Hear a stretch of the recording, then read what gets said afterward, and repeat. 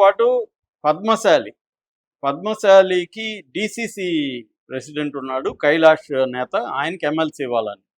So ఒక పద్మశాలికి, ఒక మున్నూరు కాపుకి మంత్రి, పద్మశాలికి ఎమ్మెల్సీ ఇస్తే ఆ రెండు కులాలని బ్యాలెన్స్ చేసినట్టు అవుతుంది అనేది ఒక కాంగ్రెస్ వ్యూహంగా, అంటే రేవంత్ రెడ్డి వ్యూహంగా చెప్తున్నారు. ఇవన్నీ జరగాలంటే అధిష్టానం కూడా ఒప్పుకోవాలి. ఎందుకంటే ఇక్కడ రేవంత్ రెడ్డి సర్వస్వతంత్ర సీఎం కాదు. కాంగ్రెస్ పార్టీలో ఫైనల్గా అధిష్టానమే ఫైనల్. యాక్చువల్గా సుస్మిత అదే పాయింట్ మాట్లాడుతుంది. ఈ నెలగా రేవూరి ప్రకాష్ రెడ్డిని మళ్ళీ నీకే టికెట్ ఇస్తాను పరకాలని ఈ నెల అనౌన్స్ చేస్తాడు. అది తీసుకోవాల్సింది ఎవరు? ఏఐసిసి, సిడబ్ల్యూసి తీసుకోవాలి. రేవంత్ రెడ్డి ఎలా అనౌన్స్ చేస్తాడు? జగ్గారెడ్డిది మాత్రం అధిష్టానం చూసుకుంటుంది అంటాడు. రేవూరికి వచ్చేసరికి నేను ఇస్తాను మళ్ళీ టికెట్ అంటాడు. ఆయన కూడా ఇవ్వడానికి అనేది ఆమె టెక్నికల్గా అది కరెక్టే, వ్యాలిడ్. కాంగ్రెస్ పార్టీలో రేవంత్ రెడ్డి నిర్ణయాలు తీసుకోవడానికి లేదు. ఫైనల్గా అధిష్టానానికి చెప్పాలి, అధిష్టానానికి తన అభిప్రాయం చెప్పాలి. అక్కడ గెలుస్తారా లేదనేది అధిష్టానానికి డేటాతో కూడా ఇవ్వాలి, వాళ్ళు కన్విన్స్ అవ్వాలి. ఇక్కడ అధిష్టానం తరఫున మీనాక్షి నటరాజన్ ఉంది, ఇవన్నీ ఉన్నాయన్నమాట.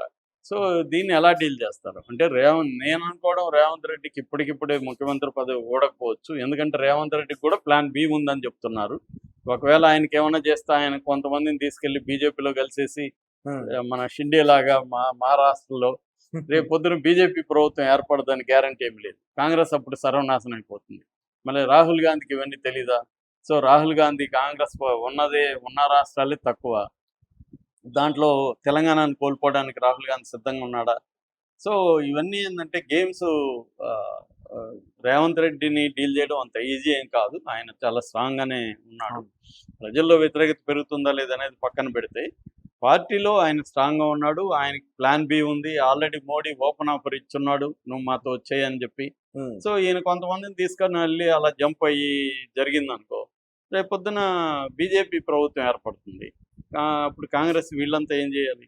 కాబట్టి రాహుల్ గాంధీ, ఖర్గే వీళ్ళు అంటే అధిష్టానం, కాంగ్రెస్ అధిష్టానం దీన్ని ఎలా పరిష్కరించబోతుంది అంటే, నాకు అందుతున్న సమాచారం మేరకి నేను చెప్పిన ఫస్ట్ ఆప్షన్ ఏదైతే ఉందో, అంటే మంత్రి వర్గంలో రీషఫుల్ లాగా చేసి ఆమెను తీసేసి ఆమె కొద్ది రోజులు ఆగినాక ఒక పదవి ఇస్తారు, ఆమె దగ్గర సారీ చెప్పిస్తారు. ఈ పరకాలది తర్వాత చూద్దామమ్మా, ఇప్పుడే నువ్వు చేయకు అని. మేజర్గా పరకాల సీటు కోసమే కదా ఈ గొడవ. సో దాన్ని తర్వాత చూద్దాం అని చెప్పి పరిష్కరించే అవకాశం నాకు ఎక్కువగా కనిపిస్తుంది. అంత తప్ప ఇప్పుడు కొండా సురేఖ కోసం రేవంత్ రెడ్డిని బలి చేసి ఇంకొక ముఖ్యమంత్రిని పెడితే ఆ ముఖ్యమంత్రికి యాంటీగా కూడా ఒక వర్గం ఉంటుంది కదా కాంగ్రెస్ అంటే. కాబట్టి రాహుల్ గాంధీ కానీ లేకపోతే ఖర్గే కానీ అటువంటి పిచ్చి పని చేయరని నేను అనుకుంటున్నాను. సో మెల్లమెల్లగా కాంగ్రెస్లో రేవంత్ రెడ్డికి వ్యతిరేక వర్గం, రెండోది తెలుగుదేశం నుంచి వచ్చిన వాళ్ళు లేకపోతే బయట నుంచి వచ్చిన కాంగ్రెస్ వాదులకి, అచ్చమైన కాంగ్రెస్ వాదులకి మధ్య ఒక సంఘర్షణ కనబడుతూ ఉంది. దీనికి కారణాలు పక్కన పెడితే ఇప్పుడు ఈ సంఘర్షణ ఎలా మారుతుంది అంటే, యాక్చువల్గా రేవంత్ రెడ్డికి ఇది గట్టిగానే సెగదేలింది. అందుకని అమెరికా పర్యటన కూడా విరమించుకొని ఆయన లండన్లో ఓవైసీ వాళ్ళ కూతురు పెళ్లికి వెళ్ళాడు. అక్కడ నుంచి ఇప్పుడు వచ్చేస్తున్నాడు అని చెప్తున్నారు. దానికి కూడా ఏదో కేంద్రం పర్మిషన్ లేదు కాబట్టి అమెరికా పర్యటన క్యాన్సిల్ అయిందని చెప్తున్నారు. కానీ అసలు విషయం ఆయనకి భయం అయ్యే వచ్చేస్తున్నాడు అనేది.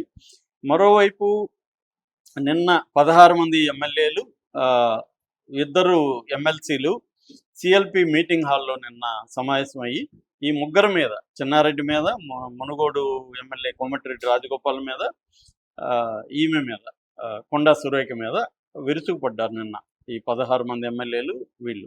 అయితే రేవంత్ రెడ్డి 40 మంది ఎమ్మెల్యేలకు ఫోన్లు చేశాడని, 40 మంది అంటే రేవంత్ రెడ్డి చేయలేదు, వాళ్ళ వేమిరెడ్డి చేశాడు, నరేందర్ రెడ్డి వాళ్ళ సలహాదారు చేసి 40 మందిని రమ్మంటే 40 మంది రాలేదని, అందులో 20 మంది కొండా సురేఖ వైపే ఉన్నారని ఇలా కూడా వార్తలు వస్తున్నాయి. అంటే రేవంత్ రెడ్డికి ఎమ్మెల్యేల సపోర్ట్ అందరూ లేదు, క్లియర్గా చీలే అవకాశం ఉందనేది కూడా ఒక వార్త వస్తుంది. అందుకనే సుష్మితా రెడ్డి కూడా ఏమంటుందంటే, కొండా సుష్మిత కూడా ఏమంటుందంటే సీల్డ్ కవర్లో కొత్త పేరు రాబోతుందని కూడా ఆమె నిన్న మీడియాతో చెప్పింది.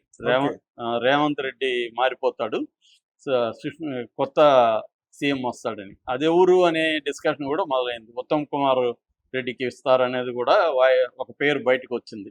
ఓకే. సో మరోవైపు ఈమెని ఇప్పుడు తీసేయబోతున్నారు, డిస్మిస్ చేయబోతున్నారని ఒక వార్త. అయితే ఆమె కూల్గా కనబడుతుంది. నిన్న కూడా పూజలు చేసుకుంటున్నారు తల్లి కూతుర్లు. మీడియా వెళ్తే మేము పూజల్లో బిజీగా ఉన్నాం, ఇప్పుడేం మాట్లాడము, రేవంత్ రెడ్డి వచ్చినాకే అన్ని మాట్లాడతాం, నేను ఆల్రెడీ షోకాజ్ నోటీస్కి ఇచ్చిన దానికే కట్టుబడి ఉన్నానని కొండా సురగి చెప్పింది. షోకాజ్ నోటీసులు ఏం చెప్పింది?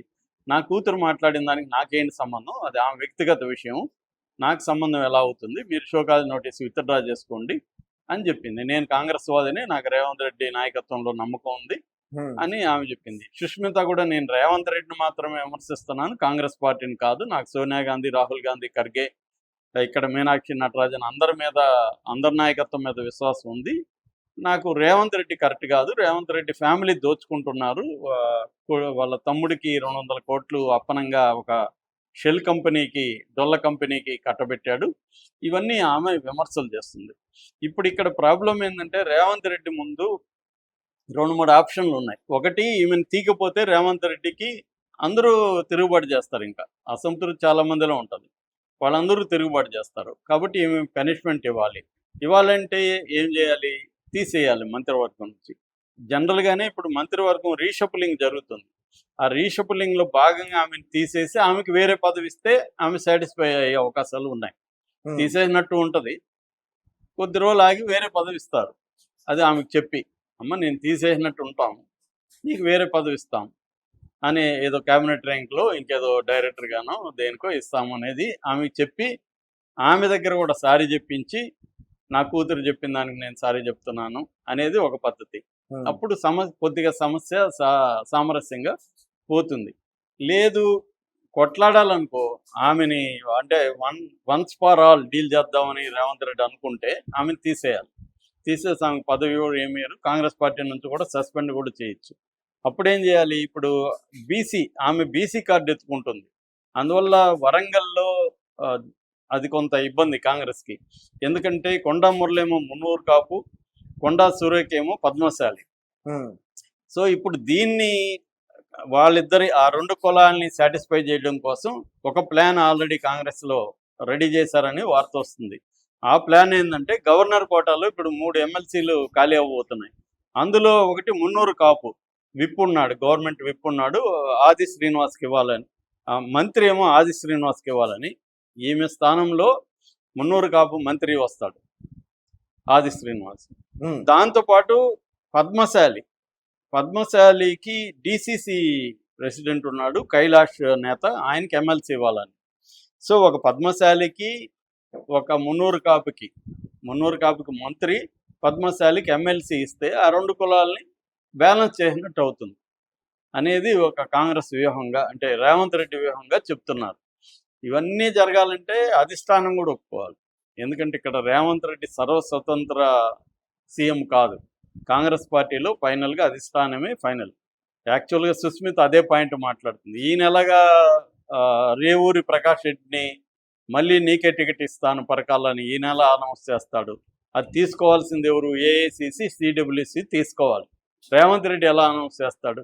జగ్గారెడ్డిది మాత్రం అధిష్టానం చూసుకుంటుంది అంటాడు, రేవూరికి వచ్చేసరికి నేను ఇస్తాను మళ్ళీ టికెట్ అంటాడు, ఆయన కూడా ఇవ్వడానికి అనేది ఆమె టెక్నికల్గా అది కరెక్టే, వ్యాలిడ్. కాంగ్రెస్ పార్టీలో రేవంత్ రెడ్డి నిర్ణయాలు తీసుకోవడానికి లేదు, ఫైనల్గా అధిష్టానానికి చెప్పాలి, అధిష్టానానికి తన అభిప్రాయం చెప్పాలి, అక్కడ గెలుస్తారా లేదనేది అధిష్టానానికి డేటాతో కూడా ఇవ్వాలి, వాళ్ళు కన్విన్స్ అవ్వాలి. ఇక్కడ అధిష్టానం తరపున మీనాక్షి నటరాజన్ ఉంది, ఇవన్నీ ఉన్నాయన్నమాట. సో దీన్ని ఎలా డీల్ చేస్తారు అంటే నేను అనుకోవడం రేవంత్ రెడ్డికి ఇప్పటికిప్పుడే ముఖ్యమంత్రి పదవి ఊడకపోవచ్చు, ఎందుకంటే రేవంత్ రెడ్డికి కూడా ప్లాన్ బి ఉందని చెప్తున్నారు. ఒకవేళ ఆయనకి ఏమైనా చేస్తే ఆయన కొంతమందిని తీసుకెళ్లి బీజేపీలో కలిసేసి మన షిండే లాగా మహారాష్ట్రలో రేపు పొద్దున బీజేపీ ప్రభుత్వం ఏర్పడదని గ్యారంటీ ఏమి లేదు, కాంగ్రెస్ అప్పుడు సర్వనాశనం అయిపోతుంది. మళ్ళీ రాహుల్ గాంధీకి ఇవన్నీ తెలీదా? సో రాహుల్ గాంధీ కాంగ్రెస్ ఉన్న రాష్ట్రాలే తక్కువ, దాంట్లో తెలంగాణను కోల్పోవడానికి రాహుల్ గాంధీ సిద్ధంగా ఉన్నాడా? సో ఇవన్నీ ఏంటంటే గేమ్స్. రేవంత్ రెడ్డిని డీల్ చేయడం అంత ఈజీ ఏం కాదు, ఆయన చాలా స్ట్రాంగ్గానే ఉన్నాడు. ప్రజల్లో వ్యతిరేకత పెరుగుతుందా లేదనేది పక్కన పెడితే పార్టీలో ఆయన స్ట్రాంగ్గా ఉన్నాడు. ఆయనకి ప్లాన్ బి ఉంది. ఆల్రెడీ మోడీ ఓపెన్ ఆఫర్ ఇచ్చున్నాడు. నువ్వు మాతో వచ్చేయి అని చెప్పి. ఉమ్. సో ఈయన కొంతమందిని తీసుకొని వెళ్ళి అలా జంప్ అయ్యి జరిగిందనుకో, రేపొద్దున బీజేపీ ప్రభుత్వం ఏర్పడుతుంది. అప్పుడు కాంగ్రెస్ వీళ్ళంతా ఏం చేయాలి? కాబట్టి